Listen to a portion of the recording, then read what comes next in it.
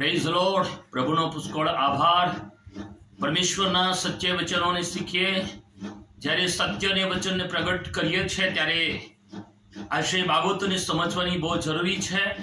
અને સત્ય બોલનારને આજે લોકો હંમેશા ધિક્કારતા હોય છે, કેમ કે પરમેશ્વર પણ જ્યારે માણસનો દીકરો બનીને જગતમાં આવ્યો અને માણસનો દીકરો બનીને જગતમાં જ્યારે હતો ત્યારે તેના સગાઓ પણ તેને ઘેલો કહેતા હતા. પ્રભુ યેશુ ખ્રિસ્તને ઘણા લોકો જ્યાં કબરની ચોકી કરતા હતા તે લોકો પણ એમ કહેતા હતા કે જે ઠગ એમ કહેતો હતો કે ત્રીજે દિવસે હું જીવતો થવાનો છું.